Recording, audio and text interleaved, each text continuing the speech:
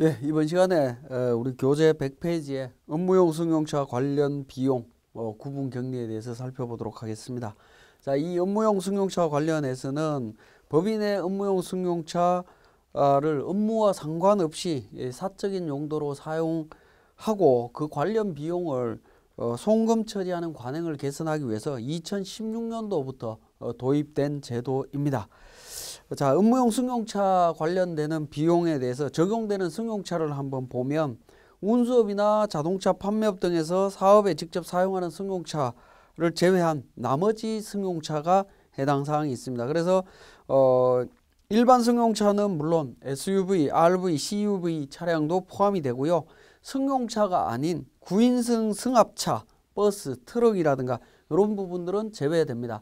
그래서 업무용 승용차 관련 경비에 대한 구분 격리라고 하는 부분이 같은 차량과 관련되는 경비라 하더라도 송금 불산입 규정이 적용되는 규정과 그렇지 않는 비용을 구분해서 관리해야 된다라고 보시면 되겠습니다.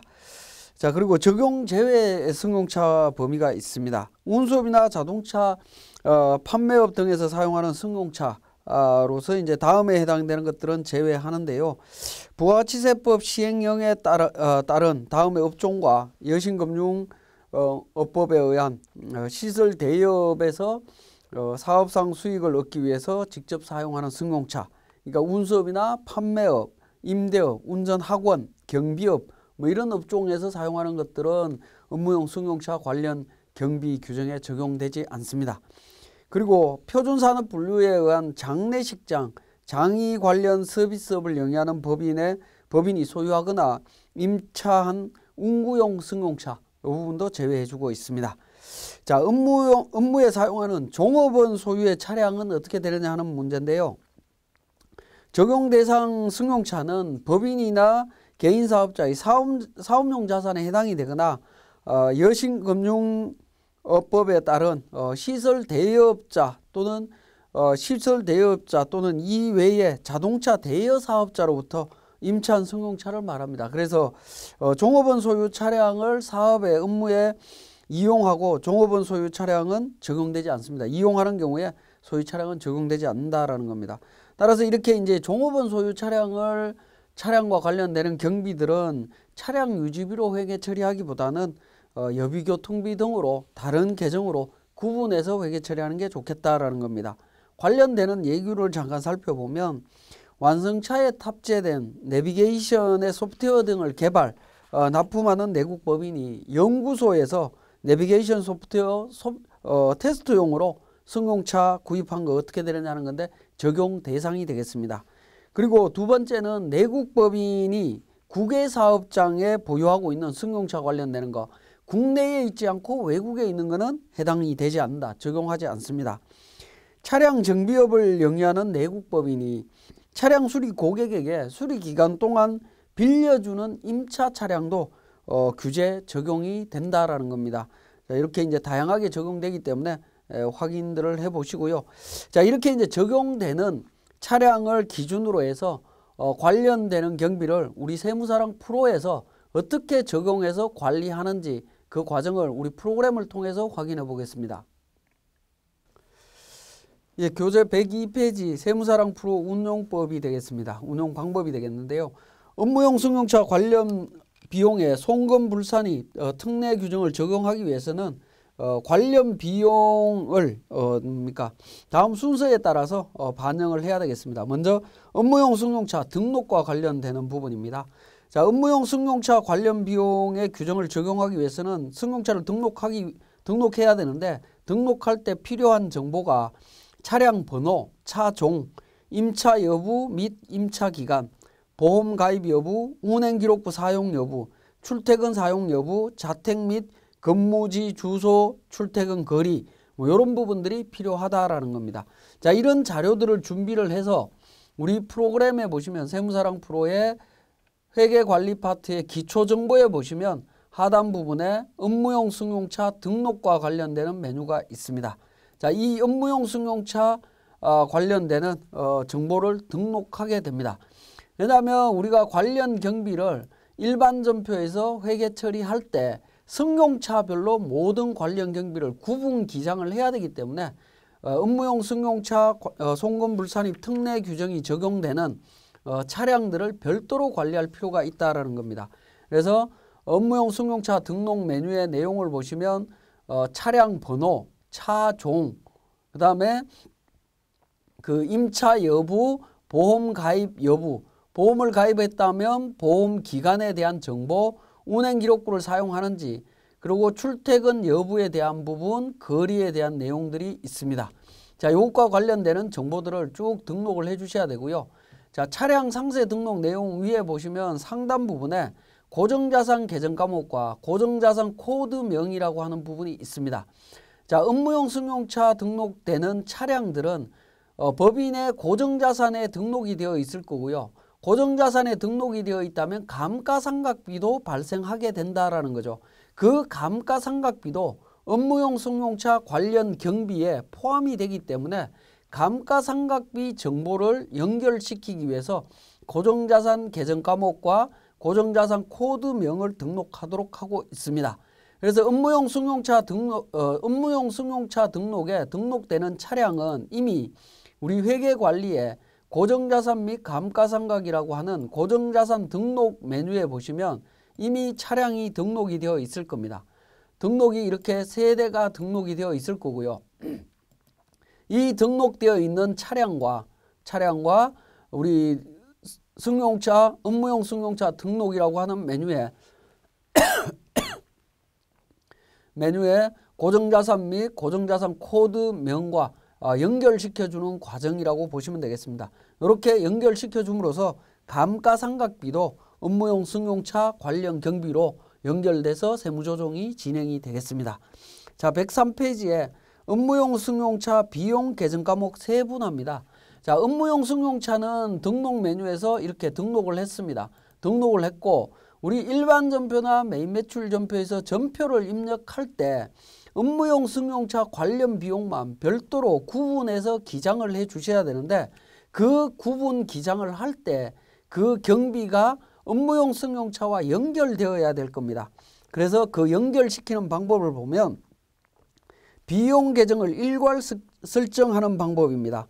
자, 우리 기초정보에 계정 과목 및 적요 등록이라고 하는 메뉴를 통해서 등록을 하게 되는데 현재 보유하고 있는 법인이 보유 또는 임차한 차량과 관련되는 비용은 차량의 종류 등의 구분 없이 차량 유지비, 보험료, 수선비 계정을 이용해서 지금 현재 회계 처리하고 있는데 이러한 계정 과목들을 업무용 승용차와 구분 기장을 해야 됩니다. 그래서 미리 그 계정 과목을 선택해서 설정하게 되는데 우리 계정 과목 및 적요 등록에 보시면 컨트롤 F4라고 해서 업무용 차 일괄 설정이라고 하는 메뉴가 있습니다. 그러면 지금 현재 우리가 사용하고 있는 차량과 관련되는 모든 계정 과목이 보입니다. 세금과 공과, 임차료, 수선비, 보험료, 차량 유지비 관련되는 계정을 볼 수 있습니다. 자, 이 부분 선택하시겠다라고 하시면 이렇게 선택하신 다음에 확인을 눌러서 적용을 하시면 되겠습니다. 그런데 이렇게 이제 적용을 하게 되면 앞에서도 말씀드렸지만 업무용 승용차 관련 비용에 송금불산입 특례가 적용되는 차량과 그렇지 않는 차량이 있다라는 거죠. 그런 경우에 이렇게 일괄 설정을 하게 되면 관련 없는 경비를 입력할 때에도 업무용 차량 정보라고 하는 팝업 창이 나타나는 불편함을 감수해야 되는 문제점이 있습니다. 그래서 104페이지에 나번에 비용 계정 구분 설정하는 법이라고 해서 정리를 하나 했습니다.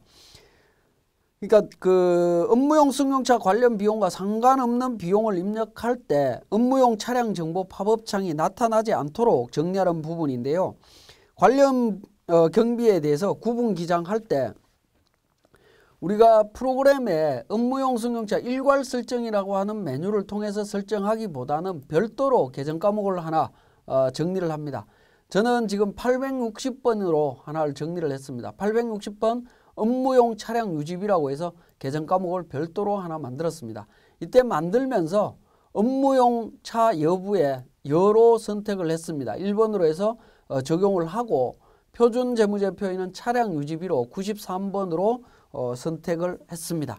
자, 이렇게 선택을 하고 업무용 승용차와 관련되는 모든 경비는 이 860번인 업무용 차량 유지비로 모든 회계 처리를 일괄하게 되면 그리고 업무용 승용차 송금 불산입 특례가 적용되지 않는 차량 같은 경우에는 기존대로 차량 유지비라든가 세금과 공과금이라든가 하는 계정으로 기존대로 사용하고 업무용 승용차 송금 불산입 규정이 적용되는 경우에는 지금 별도로 만든 이 계정을 구분해서 사용하시는 것이 훨씬 편리할 걸로 보여집니다. 자, 그리고 이렇게 구분해서 기장을 하게 되면 우리 손익계산서 최종적으로 결산재무제표를 만들게 되면 결산재무제표에 차량 유지비라는 부분과 업무용 차량 유지비가 이렇게 계정이 분리되는 문제가 나옵니다. 자, 이 부분은 우리 F4번 통합 계정을 통해서 정리하실 수가 있습니다. 차량 유지비를 822번, 860번을 이렇게 등록해서 합쳐서 표시하겠다라고 등록을 하시고 제출용으로 정리를 하게 되면 업무용 차량 유지비는 차량 유지비에 포함돼서 반영이 되게 됩니다. 그래서 우리 결산재무제표에는 업무용 차량 유지비라고 하는 계정 과목이 안 나타나게 정리할 수 있기 때문에 이렇게 정리하시는 게 훨씬 편리하지 않을까 생각이 듭니다. 자, 105페이지에 업무용 승용차 비용의 전표 입력과 관련되는 부분인데요. 관련 비용의 범위를 보면 업무용 승용차를 취득하거나 임차해서 해당 사업연도에 송금 산입하거나 지출한 감가상각비, 임차료, 유류비, 보험료, 수선비, 자동차세, 통행료, 금융리스 부채에 대한 이자 비용 등 취득 유지를 위해서 지출한 모든 비용을 말합니다. 이런 모든 비용이 전부 다 해당이 된다라는 부분이고요. 자, 이때 106페이지에 예규를 하나 보시면 두 번째, 내국법인이 외부 업체로부터 업무용 승용차의 운전기사를 제공받고 지급하는 용역 대가는 관련 비용에 포함되지 않습니다. 그러니 외부 업체로부터 운전기사 제공받고 하는 용역 대가는 적용되지 않는다는 거, 이것도 좀 알아두시면 좋겠네요. 자, 106페이지에 업무용 승용차 관련 비용의 전표 입력 부분에 대한 부분입니다. 실제 전표 입력하는 부분을 한번 보겠습니다. 자, 1월 31일자입니다. 1월 31일 날 업무용 승용차 관련되는 비용을 입력을 한다라고 했을 때, 자, 제가 하나 입력을 해보겠습니다. 자, 출금 전표에 860번 업무용 승용차 관련해서 유류대로 지출을 했습니다. 20만 원을 지출했다라고 하면 금액을 입력함과 동시에 업무용 차량 정보라고 하는 팝업창이 나타나게 된다라는 거죠.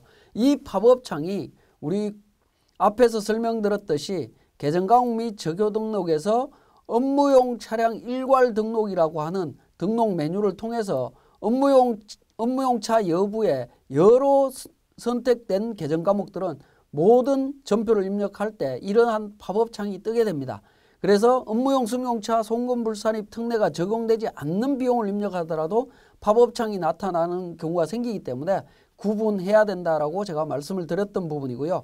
자, 이렇게 이제 등록된 내용에 대해서 그러니까 경비가 지출이 되면 업무용 차량 말풍선을 눌러보시면 업무용 승용차로 등록되어 있는 차량별로 선택해서 입력을 하게 되고 비용 구분해서 유류대부터 임차료까지 비용도 전부 다 구분해서 등록을 하게 됩니다. 자, 이런 형태로 등록을 해야만이 업무용 승용차에 대한 송금 불산입 특례 세무조정이 정확하게 적용될 수 있다라고 보시면 되겠습니다. 모든 경비를 발생과 동시에 입력 시에 반드시 이런 과정을 통해서 등록하셔야 된다는 거 말씀드리겠습니다. 자, 이렇게 등록된 모든 정보들을 이제 관리를 해야 되겠죠. 관리하는 부분을 보시면 107페이지에 업무용 승용차 비용 현황에 대한 부분입니다. 자, 비용 현황은 장부 관리에 업무용 승용차 비용 현황이라고 해서 있습니다. 자, 내용을 조회를 해보겠습니다. 1월 1일부터 12월 31일까지 하면 차량 세대에 대해서 업무용 차량 유지비라고 하는 860번 제가 만든 계정 과목을 기준으로 총액 유류대 보험료 수선비 자동차세에서 쭉 비용이 지출되어 있는 것을 확인하실 수가 있습니다. 자, 두 번째 차량도 마찬가지고요. 세 번째 차량도 마찬가지입니다. 자, 관련 비용 현황이 있고 관련 비용 내역이 있습니다. 내역도 조회를 해볼 필요가 있겠죠. 내역을 조회를 해보면 차량별로 일자별로 총 금액이 어떻게 지출됐다라는 것을 확인하실 수 있습니다. 관련 비용 합계입니다. 자, 차량별로 유류대, 총 유류대 보험료 수선비 자동차세 전체 구분 금액이 얼마다라는 것을 확인하실 수 있습니다. 자, 이렇게 확인할 수 있는 부분들은 이미 업무용 승용차 관련되는 비용들을 일반 전표 입력할 때 106페이지에 있는 것처럼 세분화해서 구분 입력을 했기 때문에 가능하다라고 보시면 되겠네요. 자, 107페이지에 업무용 전용 자동차 보험 가입과 관련되는 부분입니다. 자, 업무용 승용차 관련 비용의 송금 인정 여부는 업무용 전용 자동차 보험 가입 여부에 따라 달라집니다. 업무용 전용 자동차 보험에 가입했다면 관련 비용 곱하기 업무 사용 비율로 비용을 인정을 합니다. 근데 가입을 안 했다면 전액 불산입이라는 거죠. 송금 인정되지 않습니다. 그래서 반드시 업무용 전용 보험 가입 여부를 확인하셔야 되겠습니다. 108페이지에 관련되는 예규 몇 가지 보겠습니다. 리스 계약을 이용하면서 해당 내국 법인이 아닌 제3자를 계약자로 해서 자동차 보험에 가입하는 경우에는 업무용 전용 자동차 보험에 가입하지 않은 걸로 봅니다. 그래서 전액 인정받을 수가 없고요.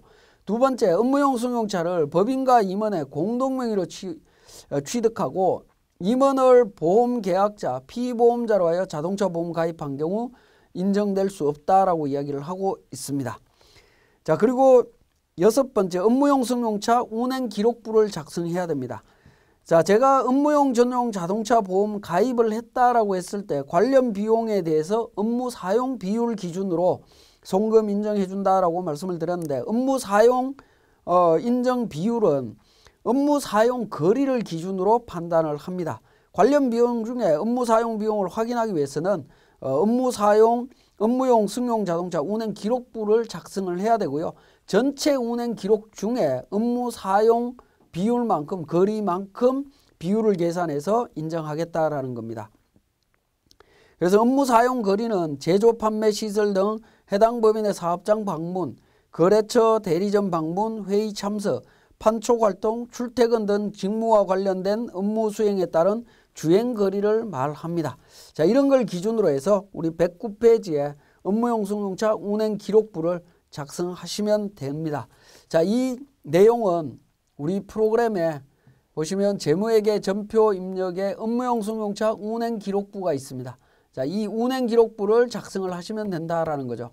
그러면 제가 인위적으로 차량 한 대를 등록을 해서 작성을 했습니다. 작성을 이렇게 했는데요.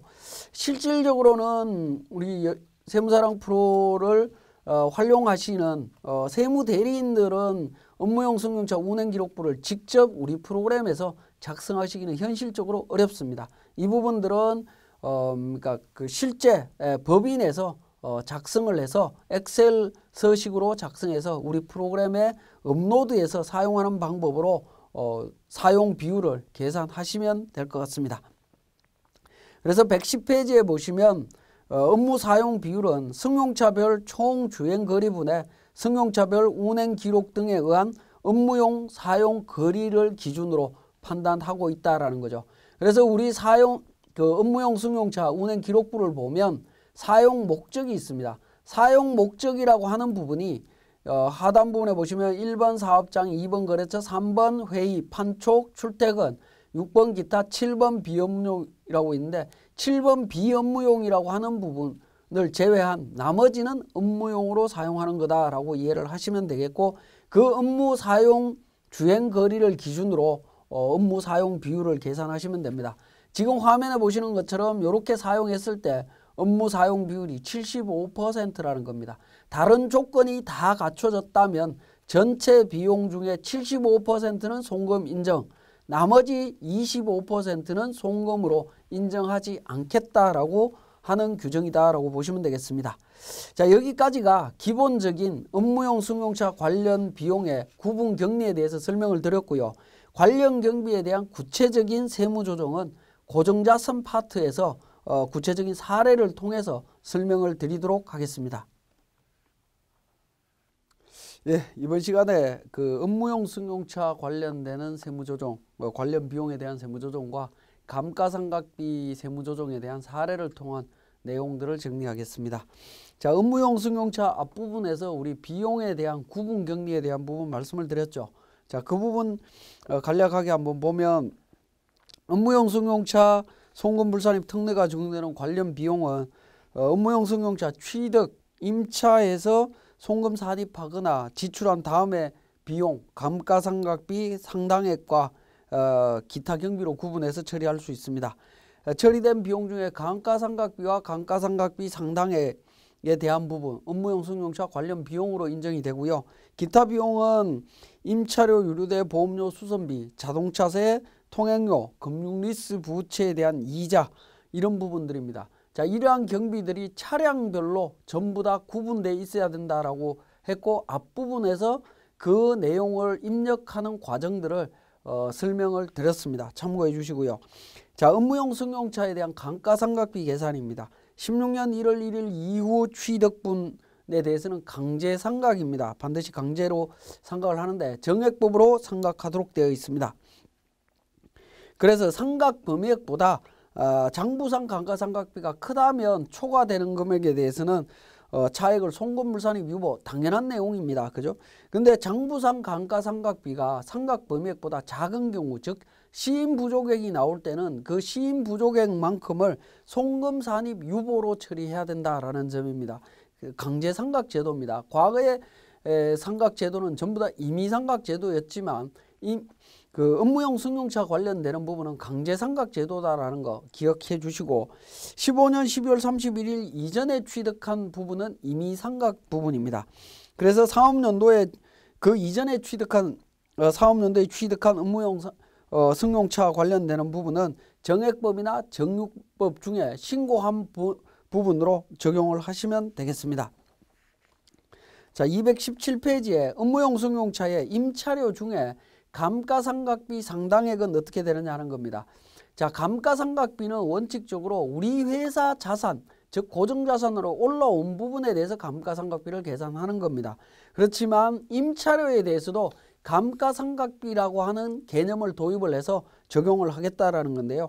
리스 차량이나 렌트 차량의 경우에는 다음과 같이 하는데 리스 차량의 경우에는 감가상각비 상당액이 리스료, 즉 임차료에 보험료와 자동차세 수선 유지비를 뺀 나머지 금액을 감가상각비 상당액으로 보겠다라는 겁니다. 그런데 수선 유지비를 구분하기 어렵다면 임차료, 보험료, 임차료에서 보험료, 자동차세를 뺀 금액의 7%를 그러니까 수선 유지비로 보겠다라는 겁니다. 그런데 만약에 여러분들이 세무조정을 하실 때 리스료 같은 경우에 보험료, 자동차세, 기타 수선 유지비를 구분하기 어렵다라고 판단이 되면 제가 생각할 때는 전체 임차료의 93%를 감가상각비 상당액으로 보고 세무조정을 하셔도 무방하리라고 보여집니다. 자, 렌트 차량의 경우에는 임차료의 70%를 감가상각비로 봅니다. 그러니까 리스료는 93%, 렌트 차량은 70%를 감가상각비로 보고 업무용 승용차 관련되는 경비 적용하시면 되겠습니다. 자, 업무용 승용차 관련되는 전체 비용의 송금 불산입 특례입니다. 업무 전용 자동차 보험 가입 여부에 따라서 달라지는데요. 자, 업무용 승용차 운행 기록부를 작성하는 경우와 구분해서 보도록 하겠습니다. 업무용 승용차 그러니까 운행 기록부를 작성하는 경우에는 승용차별 총 주행 거리분의 업무 사용 거리 비율로 업무 사용 비율을 계산해서 적용을 합니다. 만약에 작성하지 않는다면 비용이 1,000만 원 이하면 100% 업무 사용했다라고 보는 거고요. 비용이 1,000만 원을 초과하게 되면 관련 비용 전체 금액 분의 1,000만 원까지가 업무 사용 비율이다라고 보시면 되겠습니다. 그리고 기준금액에 해당되는 이 1,000만 원은 사업연도가 1년 미만일 때는 월할 계산을 합니다. 1,000만 원 곱하기 12분의 해당 사업연도 개월수. 그 다음에 사업연도 중에 일부 기간 및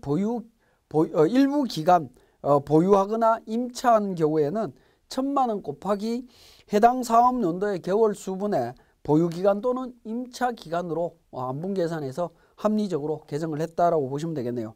자, 업무 전용 자동차 보험 가입 여부에 따라서 가입을 한 경우에는 전체 비용 곱하기 업무 사용 비율입니다. 근데 가입을 안 했다라고 하면 전액 송금 불산입입니다.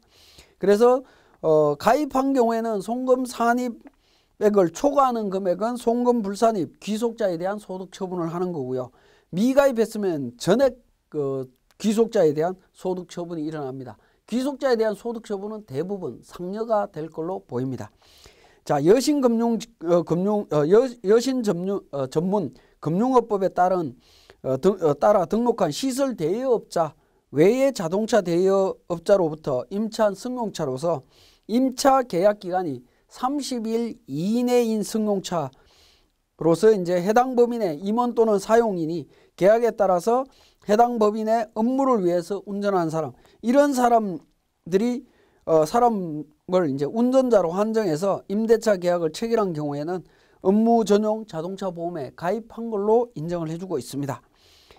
자, 업무용 승용차 감가상각비 송금 불산입과 관련되는 부분입니다. 감가상각비 한도액을 초과한 금액에 대해서는 송금으로 인정하지 않고 2월에서 송금 산입한다라는 건데요.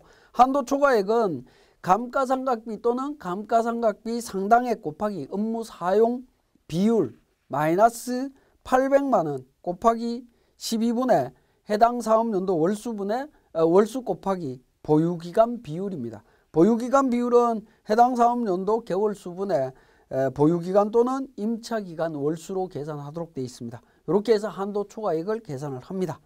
자, 감가상각비 한도 초과액에 대한 소득 처분은 기본적으로 유보로 처리합니다. 일반 감가상각비는 유보. 근데 임차료에 해당되는 감가상각비 상당액, 즉 리스 차량이라 렌트 차량에 해당이 될 때에는 기타 사외유출로 처리를 합니다. 자, 감가상각비 한도 초과액의 2월 송금 산입입니다. 감가상각비 한도 초과액은 업무용 승용차별로 산정한 한도를 기준으로 2월에서 송금 인정하는데요. 일반 차량이나 리스 렌트 차량의 경우에는 둘 중에 작은 금액입니다. 첫 번째는 800만 원과 당해연도 감가상각비나 감가상각비 상당액 중에 800만 원 미달에 해당되는 금액이 있을 겁니다. 그 금액 상당액하고 감가상각비 한도 초과 2월액하고 비교해서 차액 부분을 송금 산입 유보 처리하거나 송금 산입 기타로 처리를 합니다. 그래서 앞에 감가상각비 한도 초과액에 대해서 소득 처분을 유보와 기타 사외출로 정리를 했었는데, 유보는 자본금과 적립금 조정명세서 을표에서 관리가 가능하지만 임차료 중에 감가상각비 상당액에 해당되는 기타 사외출과 관련되는 부분은 자본금과 적립금 조정명세서 을표에서 관리가 안 되고 있습니다.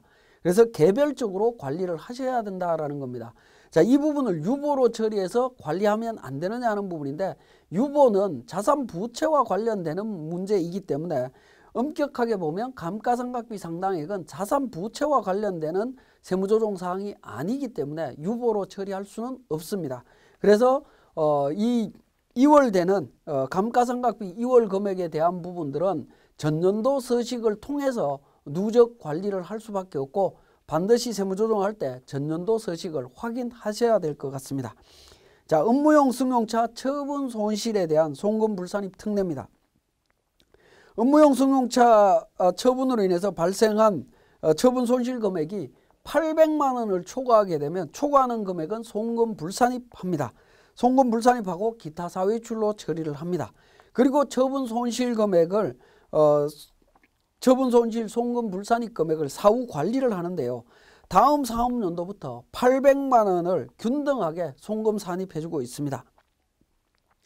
다음 사업연도부터 800만 원을 균등하게 송금 산입하되, 남은 금액이 800만 원 미만인 경우에는 10년이 경과한 날이 속하는 사업연도에 전액 송금 산입 기타 처리하고 있다라고 보시면 되겠습니다. 자, 그리고 부동산 임대업 법인의 적용 특례입니다. 자, 2017년 1월 1일 이후 개시하는 사업연도부터 부동산 임대업을 주업으로 하는 법인의 경우에는 운행기록부 미작성 시 적용되는 기준금액 1000만 원이 500만 원으로 줄어듭니다. 그리고 감가상각비나 감가상각비 상당액 한도액이 800만 원에서 400만 원이고요. 처분 손실 기준금액 인정금액도 800만 원에서 400만 원으로 줄어든다라는 사실 기억해 주시는데, 부동산 임대업을 주업으로 하는 법인의 요건을 보면 해당 사업연도 종료일 현재 내국 법인의 지배주주 등이 보유한 주식의 총수가 50%를 초과해야 됩니다. 그리고 부동산 임대업을 주된 사업으로 해야 되는데요. 하거나 매출액의 합계액이 70% 이상 차지하는 경우가 되겠습니다. 부동산 임대업과 관련되는 매출액이 전체 매출액의 70%를 차지하는 경우가 되겠습니다. 그리고 직원수가 5명 미만일 때, 이 세 가지 조건을 모두 충족할 때 그러니까 기준금액 1000만 원, 800만 원이 500만 원, 400만 원으로 적용이 된다라는 사실 기억해 주시면 되겠습니다. 자, 이것과 관련되는 내용을 우리 세무사랑 프로를 통해서 실제 적용하는 과정들을 살펴보겠습니다. 자, 221페이지의 세무사랑 프로의 기능 설명에 대한 부분입니다. 고정자산 등록과 관련되는 부분에 대한 설명인데요. 자, 고정자산 등록에서 내용을 한번 보시면, 자, 오른쪽에 기본 등록 사항과 추가 등록 사항에 대한 내용입니다. 기본 등록 사항에서 당기중 취득 증가 관련되는 부분입니다. 당기중 취득 증가와 관련되는 부분은 당해 연도에 신규로 취득하였거나 기존 감가상각 자산에 대한 자본적 지출액이 있다라고 하면 자본적 지출액을 자산가액에 포함했을 때 4번에 포함을 시킨다라고 보시면 되겠습니다. 자, 7번에 보면 당기 자본적 지출액 적시상각분이라고 되어 있는 부분이 있습니다. 이 부분은 같은 자본적 지출이라 하더라도 바로 비용 처리한 자본적 지출을 의미합니다. 만약에 자산에 포함된 자본적 지출이라고 하면 4번에 포함이 되어야 될 거고요. 바로 당연도에 비용 처리했다면 7번에 포함이 된다라고 보시면 되겠네요. 자, 8번에 전기 부인액 누계액입니다. 부인 누계액. 이 부분은 전기말 감가상각 부인 누계액을 개별 자산별로 관리하는 난이 되고요. 전기말 상각 부인액을 개별 자산별로 입력하고 세무사랑 프로에 이 부분을 반영하게 되면 감가상각 범위액이 자동으로 그 내용을 반영해서 정리되는 과정이다라고 보시면 되겠습니다. 그리고 전기말 의제 누계액도 관리되고 있다면 이 부분을 반영을 해주시면 됩니다.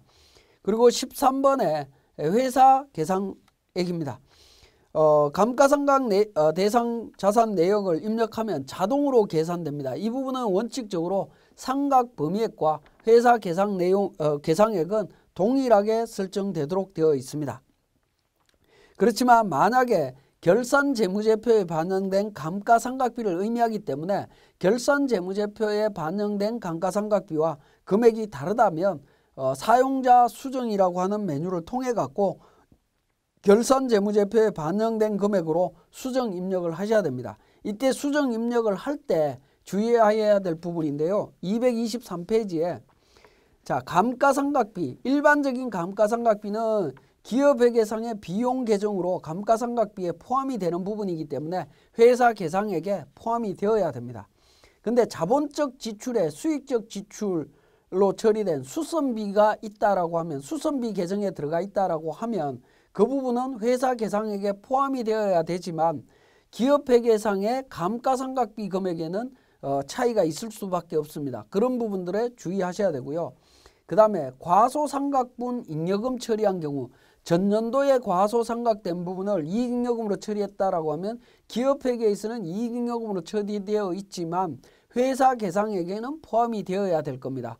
그래서 이 회사 계상액에 당연한 감가상각비와 수익적 지출에 해당되는 부분, 과소상각분 잉여금 처분 금액들이 포함되어 있다면 결산서상에 포함된 감가상각비와 회사 계상액은 다를 수 있다는 거, 이 부분도 주의하실 필요가 있겠습니다. 자, 그 다음에 14번에 경비 구분입니다. 경비 구분에 대해서 감가상각 자산별로 경비 내용을 코드를 선택을 하게 되면 우리가 결산자료 입력 쪽에서 감가상각비를 반영할 때 자동 붕괴로 활용할 수 있기 때문에 편리한 측면이 있습니다. 그래서 정확하게 구분하실 필요가 있겠습니다. 자, 사례 부분을 보겠습니다. 감가상각 자산 내용은 다음과 같다라고 해서 건물은 취득가액 9억이고 단기 상각비가 1,950만 원입니다. 근데 회사 계상액은 재무제표에 반영된 금액은 1,950만 원인데 우리 프로그램에는 2,250만 원이 반영이 되어 있습니다. 그 이유는 224페이지 4번에 1월 31일 현재 회사는 전기 감가상각비 내역을 확인한 결과 과소계상분을 잉여금 처리했다라는 거죠. 감가상각비에는 포함되어 있지 않지만 당해연도 감가상각비로 보겠다라는 겁니다. 그 내용이 이미 결산서에 반영이 되어 있기 때문에 회사 계상액으로 제가 포함해서 표현을 했습니다. 그 부분 주의해 주시고요. 자, 비품과 관련되는 부분입니다. 자, 복사기와 관련해서 당해연도에 취득했고 당해연도에 취득한 부분은 4번 란에 반영이 되고 내용연수 적용하면 상각 범위액과 회사 계상액이 정확하게 일치하는 것을 확인하실 수 있습니다. 자, 건설용 장비입니다. 건설 장비입니다. 건설용 장비 포크레인과 관련해서 자, 전기말 삼각 부인 누계액이 있다라는 겁니다. 전기말 삼각 부인 누계액이 있다면 그 부분 우리 교재에 자료 3번에 내용이 있습니다. 반영하면 삼각 범위액이 계산이 되고요. 회사 계상액은 1,037만 3천 원으로 되어 있습니다. 그러면 여기에서 계산된 우리 프로그램에서 계산된 금액과 재무제표에 반영된 금액이 다르기 때문에 재무제표 반영 금액으로 입력을 해주시면 됩니다. 차량 운반구, 차량 세대에 대한 부분 감가상각비 계산이 되어 있습니다. 자, 2014년 15년도에 취득한 차량에 대해서는 정율법으로 17년도에 취득한 부분은 업무용 승용차 관련되는 부분이기 때문에 정액법으로 감가상각을 하고 있습니다. 내용을 반영을 했고요. 자, 224페이지의 5번 자료에 보시면 차량 운반구와 관련해서 감가상각비 제외하고 운행기록부 관련되는 내용들은 다음과 같다라고 해서 총 차량 유지비에 대한 부분, 운행기록부 작성 여부, 업무 사용 비율 내용까지 다 자료가 있습니다. 이 내용을 통해서 감가상각 세무조정으로 들어갑니다. 자, 그러면 고정자산 등록에 있는 입력되어 있는 자료를 통해서 감가상각 메뉴에 보시면 미상각 조정 명세서라고 있습니다. 자, 미상각 조정 명세서를 통해서 미상각 조정 명세서는 F12번 불러오기를 통해서 세무조정을 하시면 됩니다. 그러면 정액법, 정률법, 무형자산에 대한 상각 내용들이 전부 다 반영되는 것을 확인하실 수 있습니다. 자, 사무실과 관련되는 부분, 건축물, 그 다음에 차량과 관련되는 부분, 상각 부인액이 나타납니다. 차량에 대해서 100만 원 상각 부인액이 나오네요. 자, 이 부분 세무조정해 주시면 되겠고요. 정율법으로 되어 있는 부분 자산들은 포크레인, 차량 2대, 복사기와 관련해서 포크레인은 시인 부족액이 발생해서 당해 연도에 추인 문제가 나옵니다. 상각 부인액이 있기 때문에 추인 금액이 나옵니다. 자, 이러한 부분에 대한 세무조정을 진행해야 되는데 명세서를 작성했으면 F3번 조정 등록을 통해서 세무조정을 진행합니다. 차량에 대한 감가상각비 한도초과 100만 원 유보, 복사기에 대한 복사기가 아니죠. 건설 장비에 대한 감가상각비 잔액 송금 추인 금액이 있습니다. 유보 감소로 세무조정을 해주시면 됩니다. 이렇게 반영을 해주시면 되겠고요. 자, 특히 주의하실 부분은 업무용 승용차 관련되는 이 아우디라는 차량에 대한 부분 100만 원이 이미 송금 부인되었죠. 송금 부인되었기 때문에 조금 이따가 설명드릴 그러니까 업무용 승용차에 대한 송금 불산입 규정을 적용할 때 감가상각비는 1,300만 원이 아니라 1,200만 원을 기준으로 적용을 해야 된다라는 겁니다. 그렇지 않으면 이중으로 부인되는 문제가 발생하게 됩니다. 자, 그 부분 주의를 해주시면 될 것 같고요.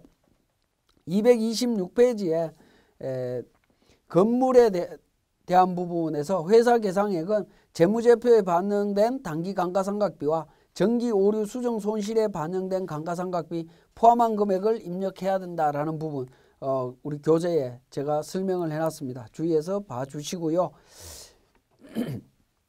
자, 그 다음에 224페이지에 앞에 예제 문제에서 그러니까 정기 오류 수정 손실 300만 원에 대한 부분이 있었죠. 정기 오류 수정 손실이 있다라고 하면 세무조정을 통해서 반드시 처리를 해야 됩니다.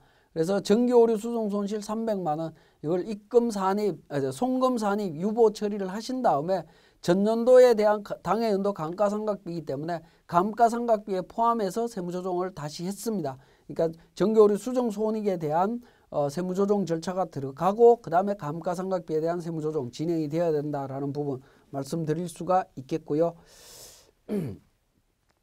자, 그 다음 나머지 내용들은 우리 227페이지, 228페이지 자산별로 세무조정 내용들이 나와 있습니다. 참고로 보시면 될 것 같습니다.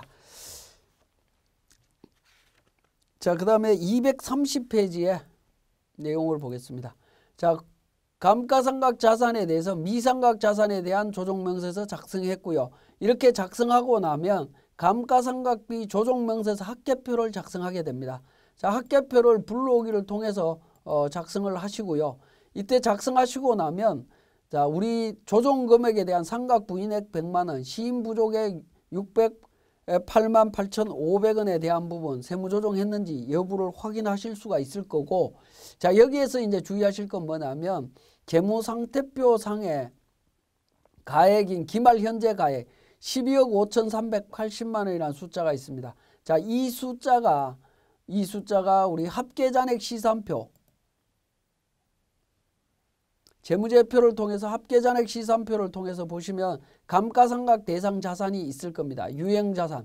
유형자산에 있는 20억 9,790만 원이라고 하는 숫자하고 내용이 일치가 돼야 되는데 일치되지 않는 이유는 토지 때문에 그렇습니다. 토지라고 하는 부분이 제외되어야 되는 부분이죠.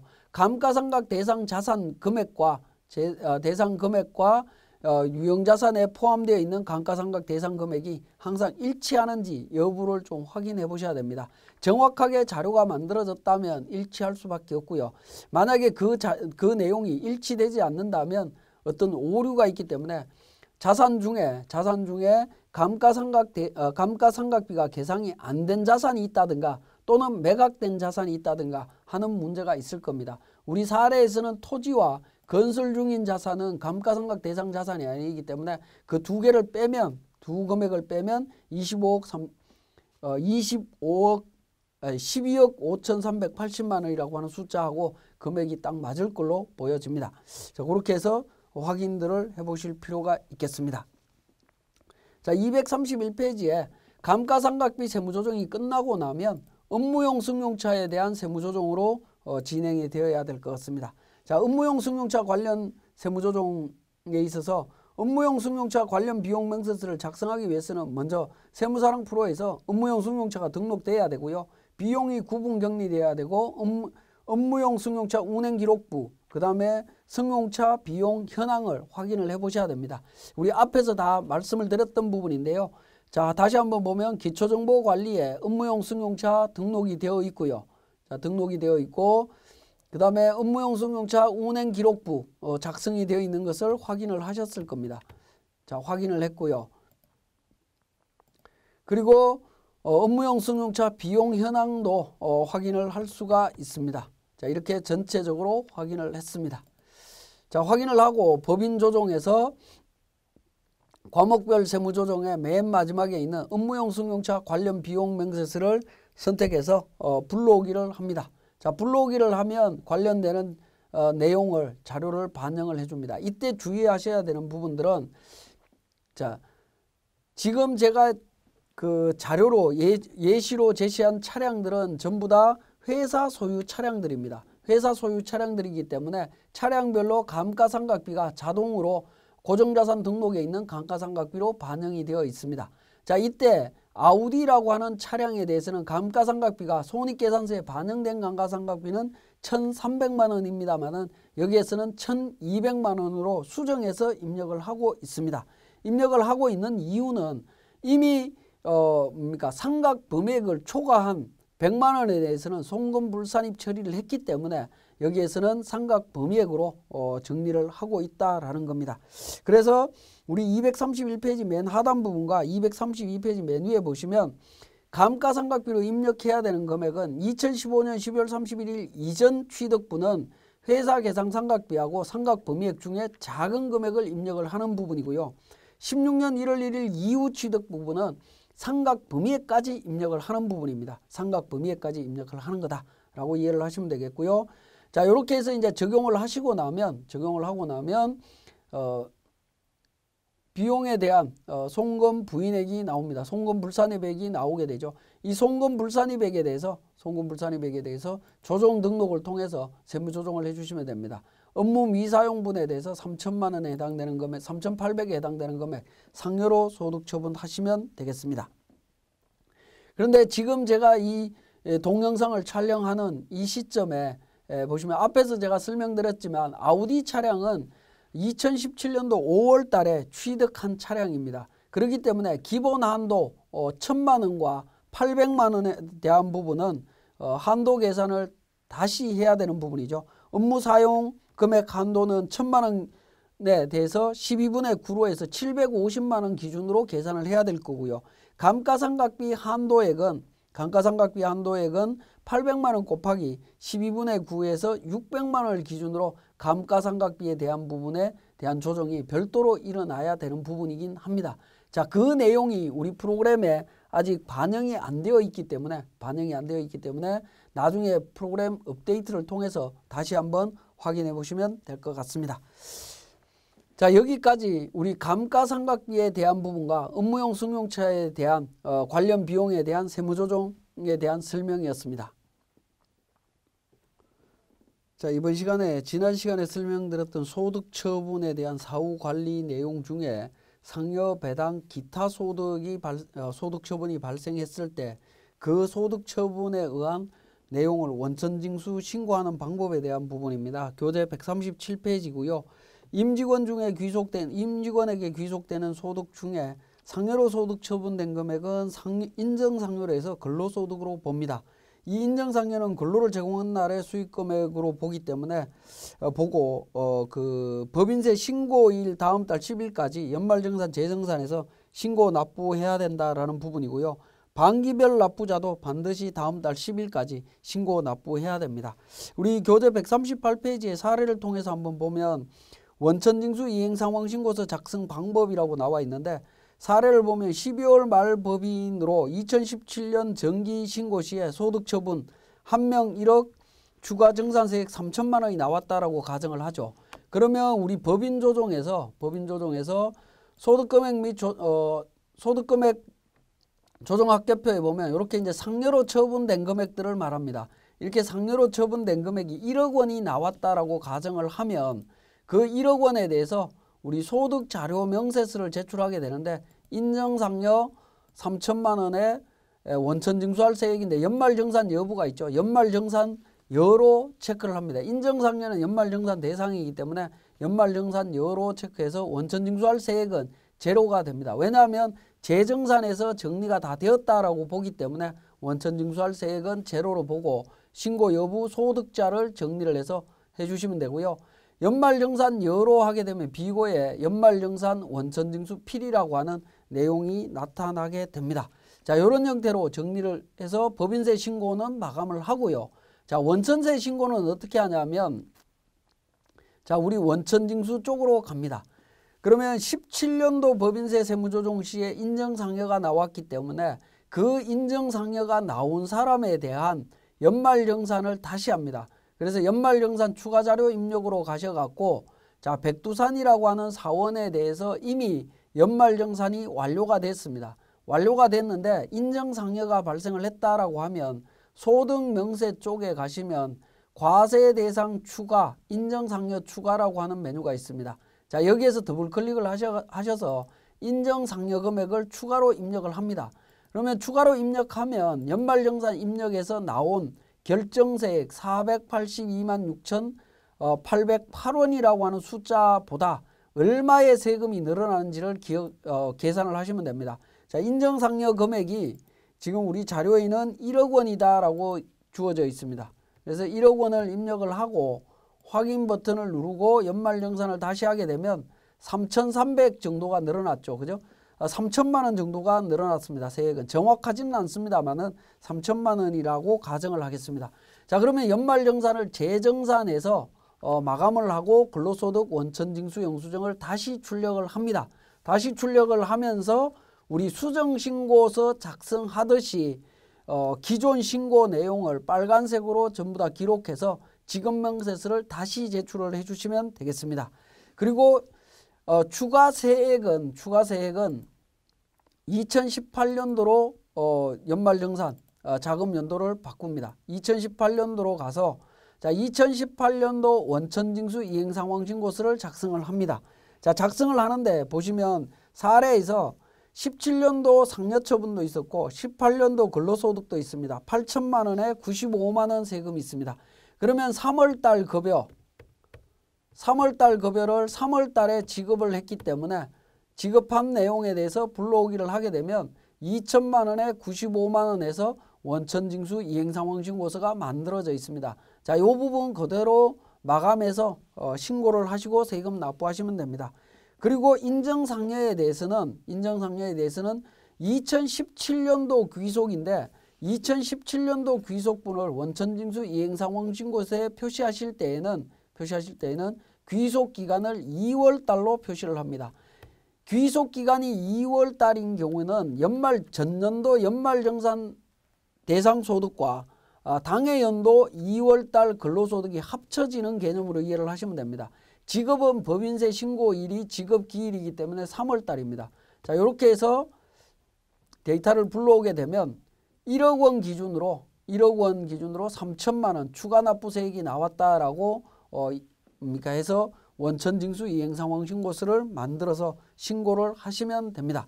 그래서 결과적으로 상여처분이 있을 때에는 귀속기간 3월과 지급기간 3월, 귀속기간 2월과 지급기간 3월로 해서 원천징수 이행상황신고서가 2장으로 만들어진다라는 겁니다. 2장으로 만들어지고 그 2장을 각각 신고를 해주시면 됩니다. 그 내용이 교재 139페이지에 사례로 정리가 되어 있습니다.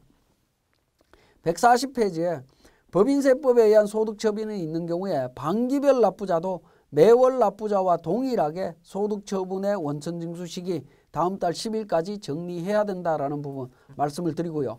제가 한 가지 말씀을 안 드렸는데 원천징수 이행상황신고서 작성할 때 귀속기간 2월로 정리를 하실 때 연말정산분에 1억 원과 3천만 원 입력을 했습니다. 세금을 그죠?